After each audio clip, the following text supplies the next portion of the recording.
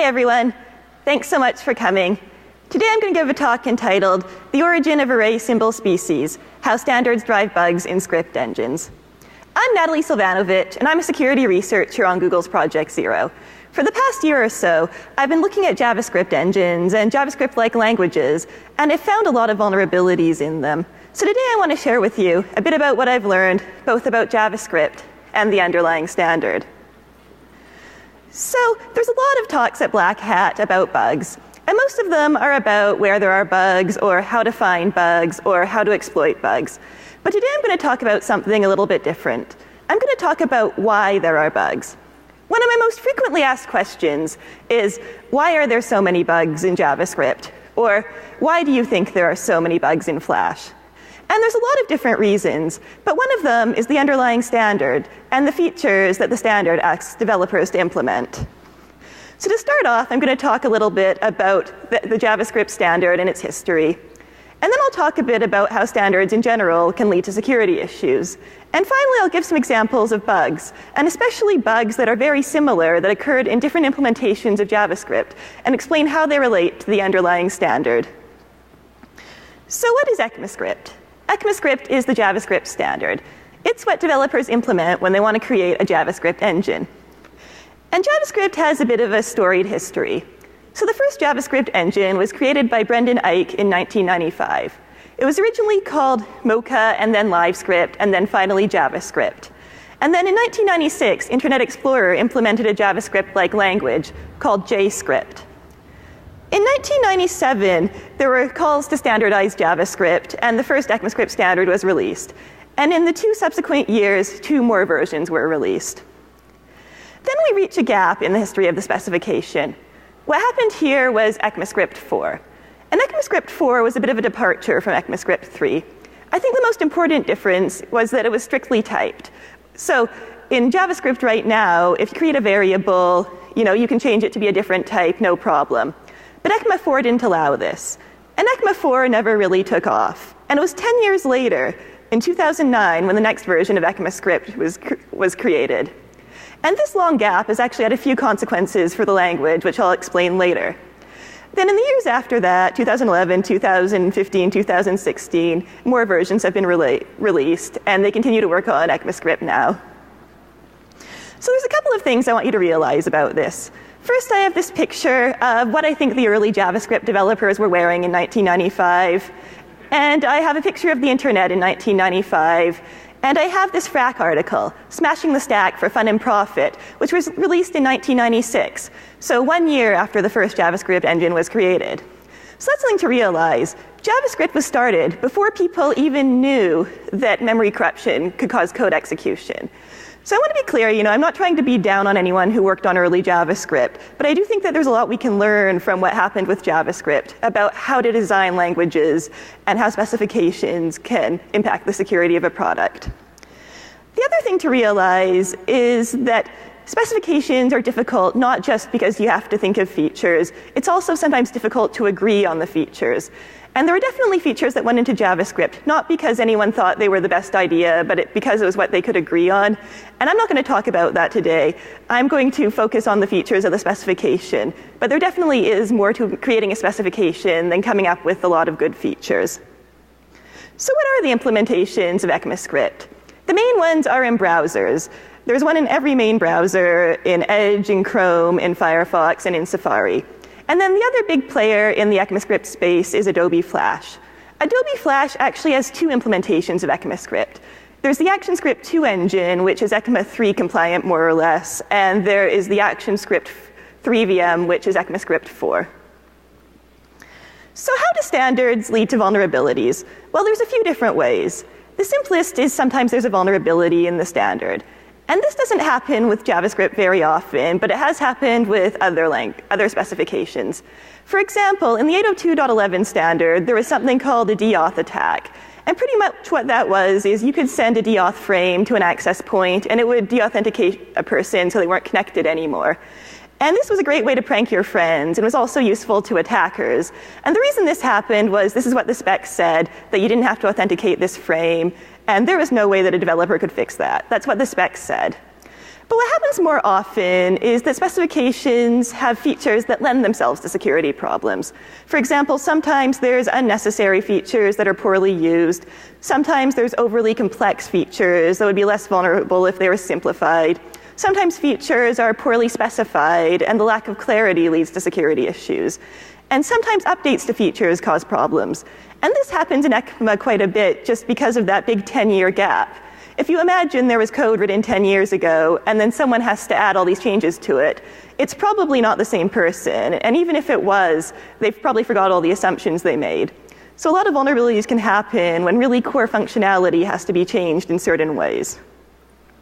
So what are the vulnerable features of JavaScript? I'm going to talk about a few today. I'll start off by talking about weak typing, and then prototype fallback, arrays and objects, typed arrays, and function.caller. So JavaScript is weakly typed. To explain what this means, you've got this variable here, variable a. And it can be a number, it can be a string, it can be an object, it can be a function. It can basically be anything. So that's pretty simple. But something that people don't always expect is this is true about classing too. So you have this object with a property myprop. That can be 7 and that can be string. And most languages that support classes support having a member of a specific type, but JavaScript doesn't support this. In JavaScript, any member can be any type. But what's even more interesting is this even applies to the this object. So if you make a call to a method on an object, the this object does not need to be of the right type. So to give an example here, we have this variable a, and then we're taking the method array.join off of it. So that's what will convert an array to a string that's printable. And then if you use this method call, b.call, and then make the this object 7, this toString function for the array will actually be called an integer. And I think a lot of people don't expect that that's possible.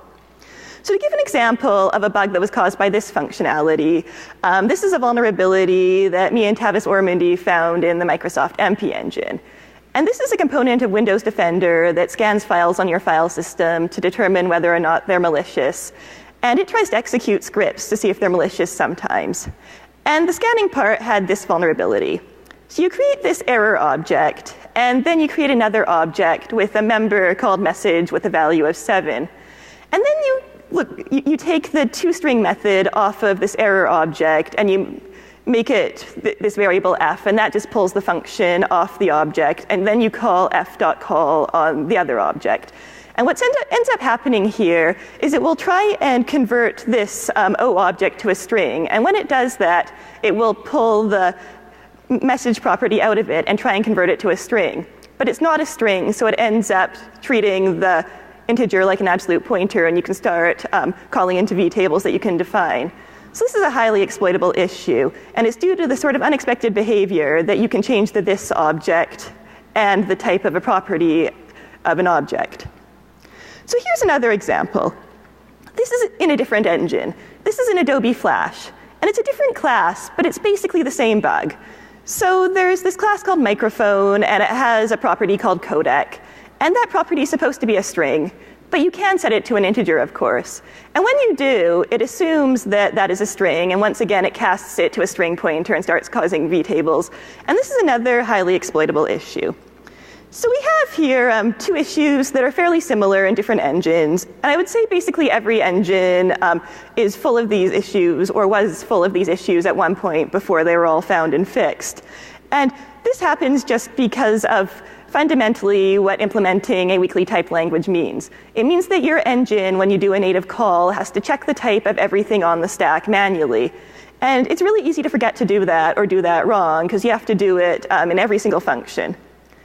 And to give a comparison here, Flash actually has 2 engines, one which is ECMA 4, so it's strongly typed, and one which is ECMA 3, which is weakly typed. And the ECMA 3 engine has probably had hundreds of type confusion vulnerabilities in it due to these types of issues. Meanwhile, the ECMA 4 engine has probably had about 10. It really makes a huge difference in preventing this type of issue.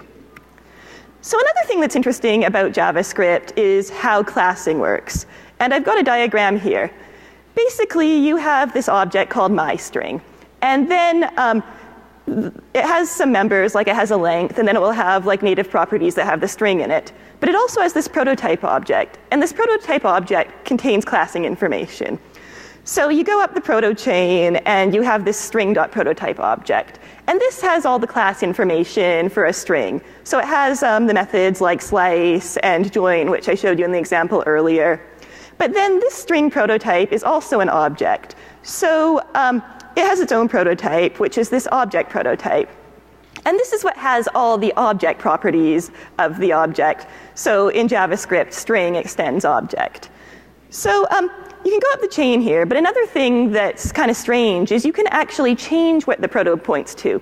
And you can do this whenever you want. You can do this inside a constructor. You can do this, inside a callback. You can do this whenever. And it can lead to a lot of vulnerabilities. So to give some examples of how this can cause confusion. So you have this variable a, which is an object with a property test. And then you set the prototype to an object with a property test too. Well, this is kind of correct simple usage. You call a.test2 and you get that property. OK, good. But now let's see what happens here. What happens if the prototype has the same property? Well, it turns out you get the one that's lower in the chain because JavaScript always goes up the chain. But sometimes that can get a bit confusing. But what's even weirder is look at this. Let's say you have an object A, and then you have a property test, and then you set the property test on the object to 3. Now, if you take the property test off the prototype, is it 3 or is it 2? It turns out it's 2, which is a little unexpected. If you get a property, it goes up the prototype chain. But if you set a property, it doesn't. So that's asymmetric. But let's say you now don't have a property on the proto chain. You have a setter on the proto chain. Well, in that case, you actually do call the setter up the proto chain. So that's asymmetric too. If you set it and it's a setter, it gets called. But if you set it and it's a property, it doesn't. So here's an example that is of a bug that's caused by prototyping. So let's say you have this object B, and this is in Flash, and then you create an object called a net connection. And then you make the prototype of the B be the net connection. And then you call this function connect. What ends up happening is it will cast this B object to a net connection. And that's once again a type confusion vulnerability. But the reason this really happened is that even though ECMAScript engines implement ECMAScript, they are all implemented in C++. And classing is very different in C++. So in C++, you create an object. It remains that object type its entire life. And there's a few different ways you can check its type, but none of them are going up the prototype chain. And in this situation, the code basically checked the type in a ECMAScript paradigm. It checked the type by going up the prototype chain, even though it doesn't necessarily have to agree with what the object really is. So that led to type confusion. And that type of confusion is actually fairly common in bugs. Because how class inheritance works in JavaScript versus C++ is so different, it sometimes makes handling classing in an engine fairly complex. The usual implementation is that there's some sort of shadow class structure in every object.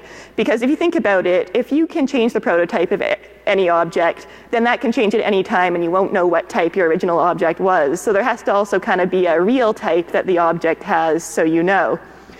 So that can lead to bugs, confusion on how to check type.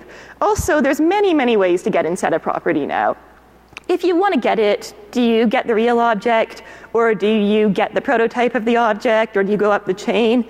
And confusion between these things can also cause a lot of bugs. And of course, functions like sorting and reversing in some situations can become a nightmare, right? So imagine you've got all your elements you want to sort, but some are on this object, and some are on the proto, and some are on the proto's proto. Then it can get really complicated pulling them all down and sorting them. And I'll give some examples of bugs that causes later. So now I'm going to talk a bit about arrays. Arrays are kind of the foundational object of JavaScript alongside objects. I think everyone who's even done a little bit of JavaScript has created an array. And arrays are that sort of thing that sounds simple, but then when you get into it, it gets really, really complex very quickly. So to start off, we have an array. And this is the simplest type of an array. It's an integer array. It only has integers in it. I think about 80%, probably more, of arrays on the internet are like this. But arrays can do a lot more. an array can have a string in it. An array can have mixed types. This array B has a number, a string, a regex in it.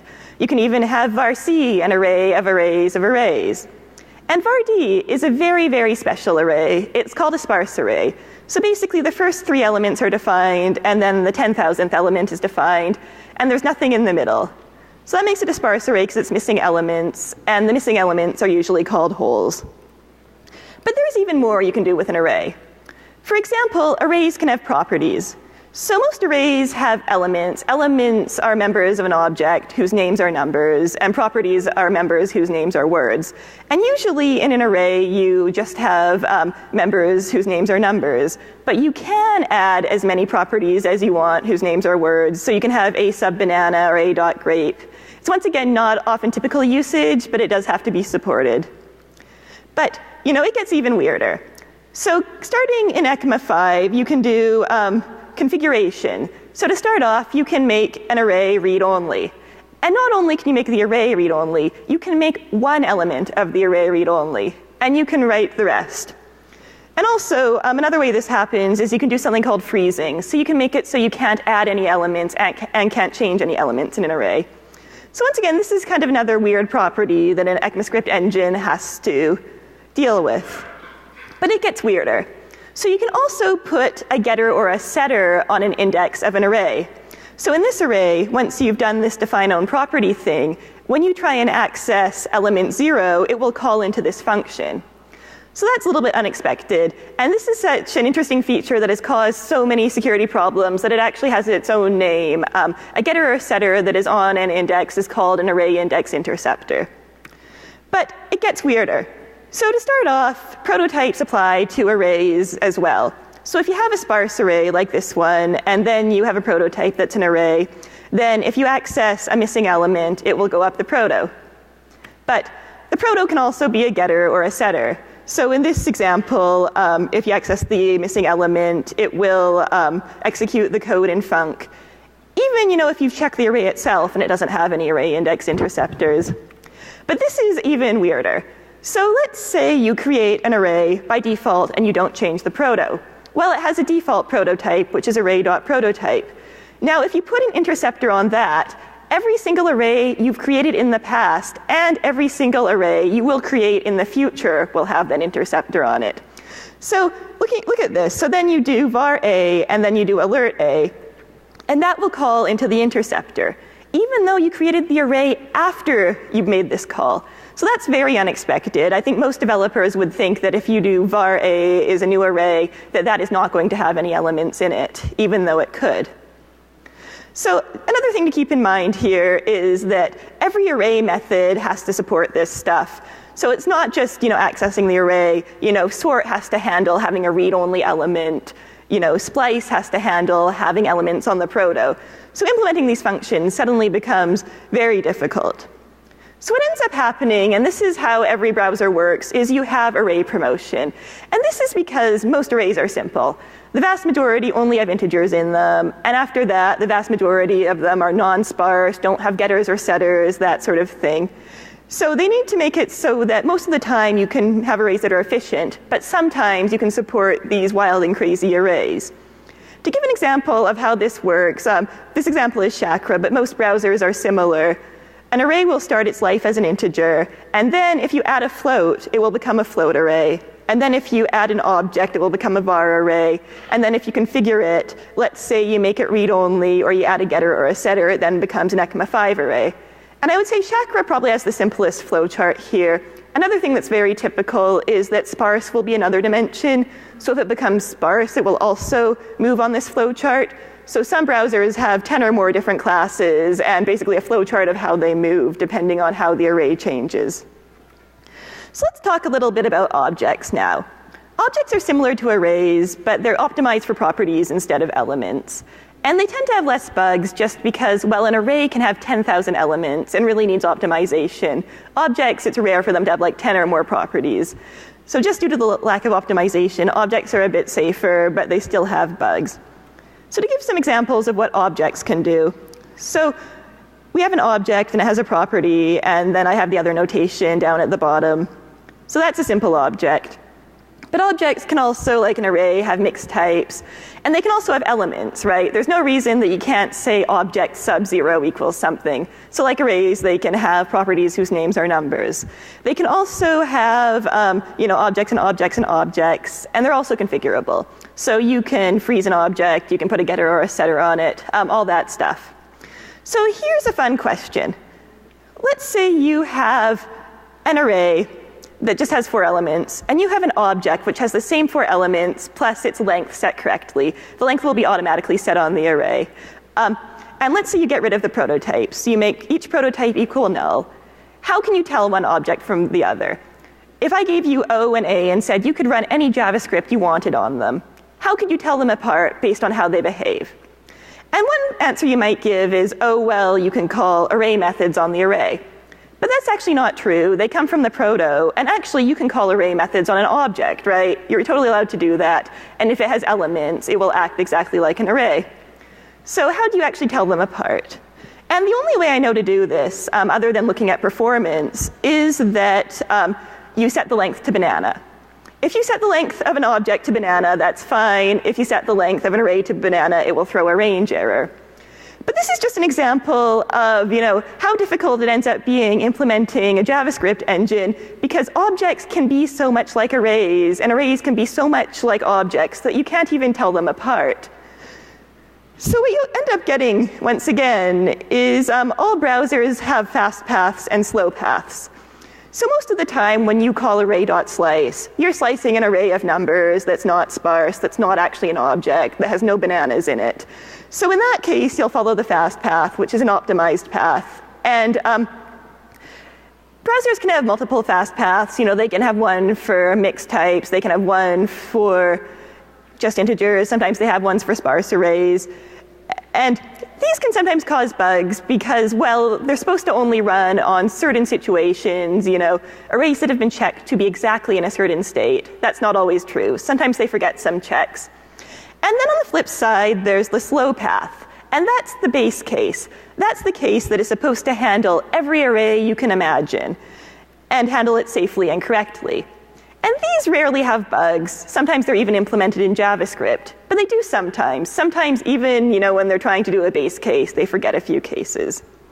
So now to give some examples of bugs. So this bug is in Chakra, and it's an example of a fast path bug. So you create this array, and it's an integer array. And then you create an array index interceptor on it. And then you call the function join. And this is an optimized function if your array is only integers. It will just go through the integers in memory and convert them to strings and then return the string. But it didn't correctly check for an array index interceptor. So when it goes through, it will grab this first element or this second element, and then it will call the interceptor, and then this will change the type of the array. It'll cause array promotion to happen, and then make it into a mixed type array. But then the function keeps going, just like it's an integer array, and it ends up pulling the pointers out of this array and into memory. And this ends up being an info leak, because now you have an integer array that is full of pointers. So here's another example of a similar bug. This one's a bit more complicated, but it points to a few other interesting parts of the standard. So once again, you don't create array up front. You start off by defining the array prototype. And this is the default array prototype. So now every single array, unless you've changed the prototype, has an array index interceptor on it on the 0th index. And now you call this function bind. And what this function does is it will store parameters for a function. So if you call dummy.bind, it will allocate an array and then put all the parameters of the function into it, and then store it on this object f that it returns, so that when you call the function, you have all your parameters. But because you've defined this interceptor, what happens is when it tries to set this internal array, it will call into the interceptor. And then you can get a reference to this internal array, which otherwise you would have no way to get a reference to. And then you can change the length. And then when you call the function, what ends up happening is this is optimized because it created the array and it knows what the array should look like. So it will assume that all the elements are allocated even though they're not, and then go out of bounds. And this ends up being a type confusion vulnerability because it makes type assumptions based on the out of bounds values that are not true. So this is quite an exploitable issue. And it's due to array index interceptors, but it's also a little bit interesting, this function bind. When we were fixing this bug, we're kind of talking about, so that internal array, what should it be? And if you look in the specification, it doesn't say that it can be an array, and it doesn't say that it can't be an array. And we looked at what the other browsers did, and they all basically used an array that had the prototype chopped off so that you couldn't use array index interceptors. But that was a little unclear. So this is a situation where both being able to do interceptors and a lack of clarity led to this bug. So another bug, this one's in Chakra again. You start off with an array, and then you set the length of it. So this is a sparse array. And then you create a prototype, and you put an array index interceptor on it. And then you set the prototype of the object to be this thing with an interceptor on it. And then you call reverse. And what happens here is it will first store some information about this array. It will store whether it's sparse. It will store the length. And then it will get everything out of the prototype. Because the way this is implemented in Chakra is it will just pull everything out of the prototype into the array before it reverses it, just to avoid the nightmare of having to deal with getting stuff out of the prototype later on. So it does this, but in this case, it calls the array index interceptor, which then changes the nature of the array. So now it is a non-sparse array that has a different length. And what you end up getting back is an array that doesn't really have consistent properties. It thinks it's a non-sparse array, but it's actually sparse. And when you try to access different elements of it, they're not always allocated. So this is a highly exploitable bug as well. And it's once again related to array index interceptors and just the difficulty of implementing something like reverse when you have to go up the prototype chain. So what's the real issue here? One thing I will say is that array index interceptors have caused a vast, vast number of vulnerabilities. I think every single engine has had problems because an array index interceptor happens sometime that it's unexpected and changes the state so that memory gets corrupted. It's also fairly unusual for this to be used legitimately. It's very, very infrequently used. It also requires a large amount of code, and I would say Safari has an especially large amount of code to handle this, but every browser has quite a lot of code to handle the fact that the array prototype can change, and now suddenly you can't optimize a single array in your entire engine because you now have to go up this prototype change.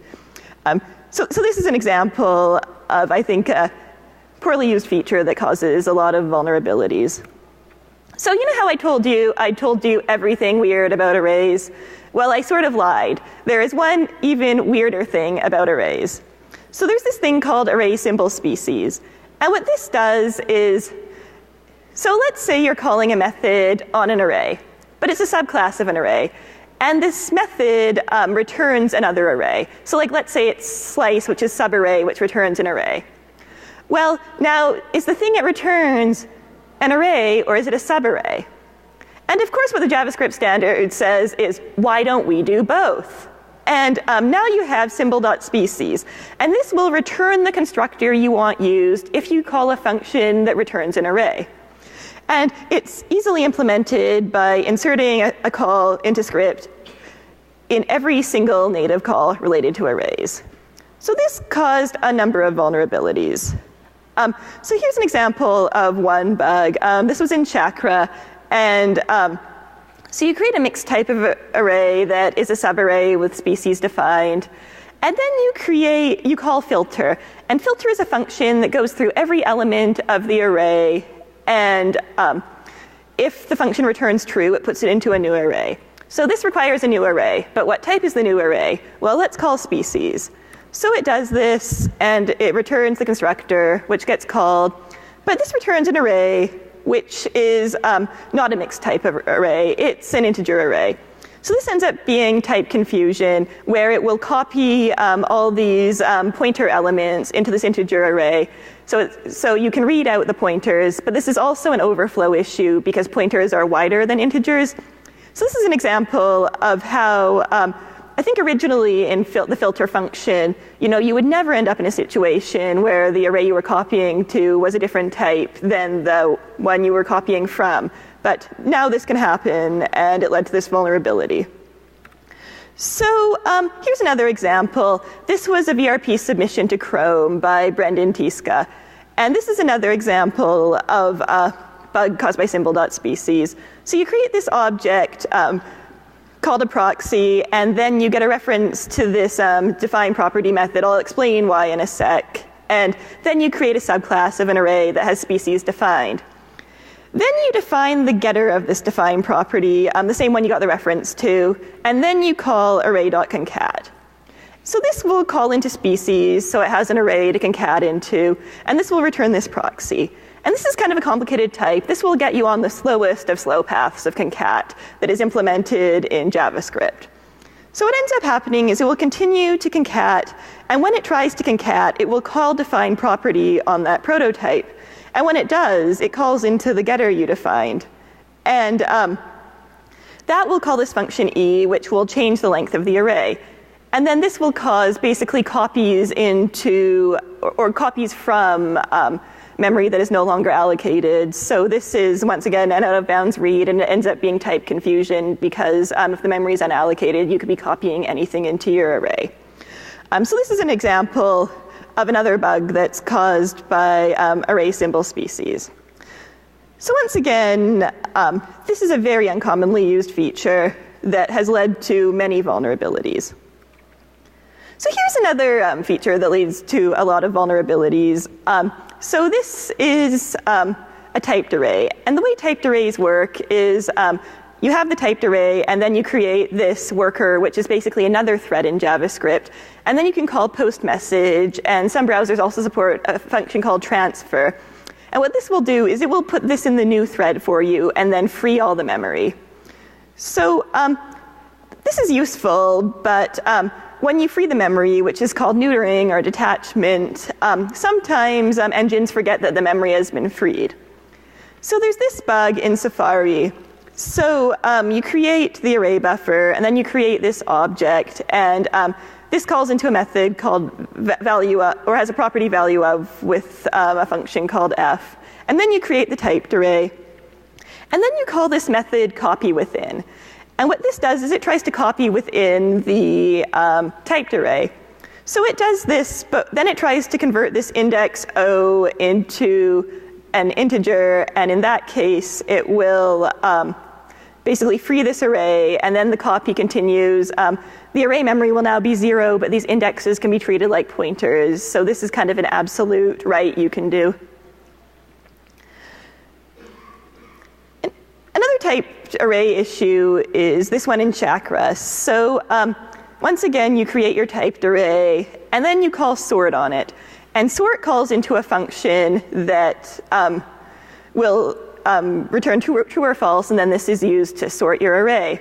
But what happens here is, so it calls into this compare function, and then it will check whether it's detached. The standard says to do this, but then it will convert it to an integer, and when it does, you can free the array in there. And this, once again, is another use after free that is caused by array detachment. So this is an interesting set of bugs. This is a feature I do think gets used a lot. Quite a few people use typed arrays, and they can be memory efficient, but they've also caused a lot of vulnerabilities. And there's two reasons here. One is, once again, they are a little bit poorly specified. So there are like tons and tons of warnings in the ECMAScript standard about detachment and places you should check it's detached and to look out for bugs. But these two specific functions in the standard do not have warnings. In particular, in copy within, it does not tell you to check for detachment after doing the conversion. In fact, it doesn't say what to do at all if the function you call doesn't return an integer. And also, same thing with the compare. Actually, sorry, no, I have that backwards. For compare, it does tell you what to do, but it doesn't tell you what to do if the function doesn't return true or false. Meanwhile, copy within, it says that you should do it just like an array with no warnings at all. And that led to the vulnerability in that one. So now one last example here. This is kind of a fun one. So there's this feature, function.caller. And what it does is, so you've got this function that calls a function, and then if you call function.caller, it will tell you who called you. So in this case, if you did alert function.caller, it would get function G. It basically lets you go through the call stack. So if you wanted, you could kind of write a JavaScript debugger in JavaScript. So here's a bug involving this. So you create, surprise, surprise, an array index interceptor on the array prototype. And then you call array.concat. And then this will call into the interceptor. And then you call function.caller. And this will give you the caller. But what's interesting here is specifically in Safari, this is implemented in JavaScript. And then it calls into some native functions in JavaScript. And these functions are unsafe. All the checks they need to make the function safe occur in JavaScript. So this actually allows you to strip the JavaScript from them and call them directly. So this was a memory corruption vulnerability. But what I really like about this one is that people were worried about this 16 years ago. 16 years ago, they were discussing, should we put this in what now will be ECMA 5 before the ECMA 4 thing happened? And 14 years ago, they were like, no, that'll make internal methods accessible and cause vulnerabilities. But with that big gap before the next specification, everyone forgot about this, and then the feature went in, and surprise, surprise, there is this vulnerability that was predicted in like the year 2000. So what can we learn from this? Well, I think there's a lot of different things. There's a lot to learn if you're a designer. I think it's important to consider feature usage and complexity. Sometimes features are complex and can be error prone, but I think it's important that these are the very useful features that provide a lot of value. It's obviously not great if a feature that doesn't provide value causes a lot of risk. Also, some design decisions are permanent, and there's kind of two ways this has happened with ECMAScript. One is that, the early design decisions, and these are the prototype one and the weakly typed one. Even by ECMA 4, it was so entrenched that it was hard to change that. And as time has gone on, these early decisions that were made before anyone even knew memory corruption caused code execution have now lasted forever and are still out there causing vulns.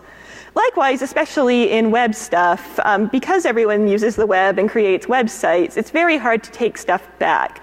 So it's also very difficult to deprecate a feature that's not being used, because on the wide internet, a very small number of sites are going to be using it.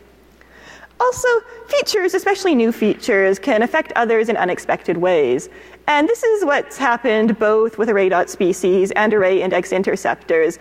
And I'm talking about security, but this is also a functional problem too. These have caused many, many errors. There's lots of inconsistencies between browsers and how they're implemented, lots of vulnerabilities. And there were lots of things that I think weren't really understood until people actually started implementing and started realizing, for example, a discussion I saw recently is, so let's say you call array.push and there's an array index interceptor, does that have to fire? And of course, it's inconsistent between browsers. And also, it's a good idea to completely specify security-sensitive features. And there's definitely been some attempts at this in ECMAScript, but there still are missing checks, and it's not always clear how things should be implemented.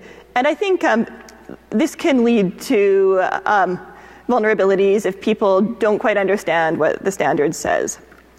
Now, if you're a developer, there's a lot to learn here too. If one thing is clear, be cautious when implementing standards. It's easy to go on autopilot and not really think about the features if you're copying out of a standard. But it's important to think about features as if you'd thought of them yourself. And think about, is this really a good idea? Also, it's a good idea to learn about vulnerabilities and other implementations. If you relate to the game, you have a big benefit of being able to look at other implementations and see what bugs they've had and make sure that you don't implement them too. Also, it's a good idea, if you can, to test bugs in one implementation in other implementations, because they often have the same bugs. And also, it's a good idea to evaluate how new features affect existing code. And if you can't do that, at least help future developer you from having these problems. Make sure to clearly document assumptions. And in browsers, one good way to do this is with asserts. If you make sure that you assert every assumption you're making, even if you're sure it's going to be true now, that'll help you or someone else when they try and add new features and hit the asserts, then they'll realize they're violating your assumptions. Now, as security researchers, there's a lot we can learn too. To start off, reading the standard can help find bugs. I know it's boring, but this is how you find out about all the wild and wacky features that lead to vulnerabilities. Also, variants of vulnerabilities in one thing often affect another. I didn't really believe this up front, and I was quite surprised by just how many similar bugs there were in different implementations of the same thing. And finally, be more involved in design. A lot of security people like to wait until code is written and not get involved until later. But really, think about what would have happened if early on in JavaScript, some more security people had been involved. Think of how different the world could be with regards to how many vulnerabilities there were in JavaScript. So that's it. Thanks a lot, and I think I have some time for questions.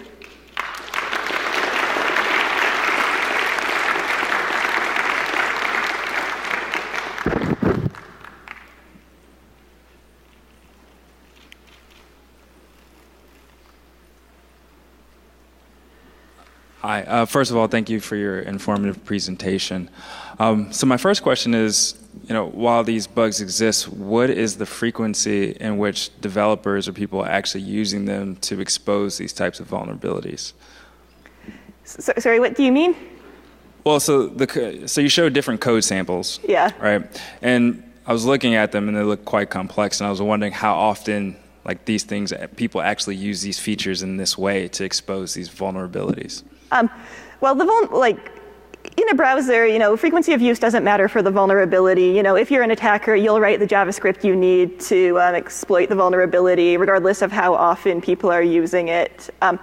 With regards to some of these features, I've done some very poor web scans of how often they're used, and I know specifically the Arrayspecies. I found 2 large websites using it, and then the rest were kind of websites about JavaScript. So that's very infrequently used.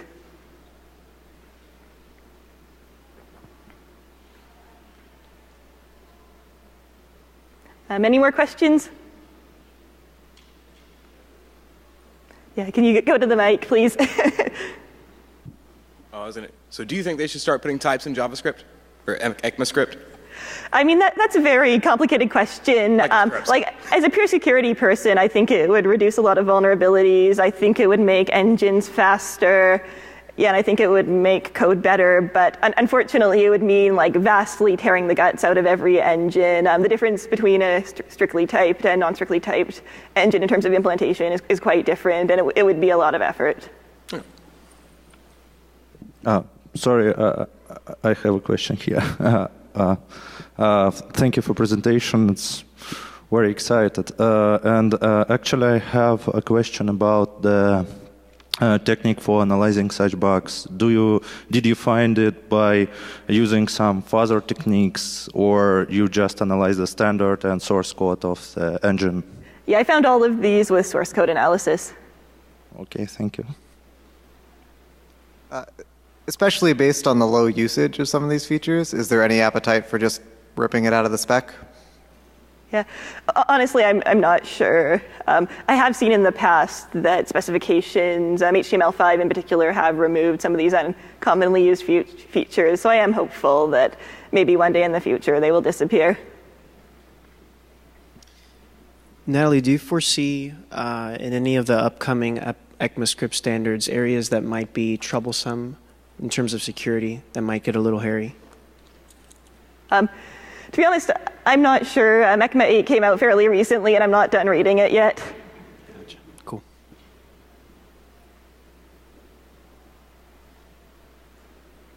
So last chance for questions. I guess that's it then. Thanks a lot.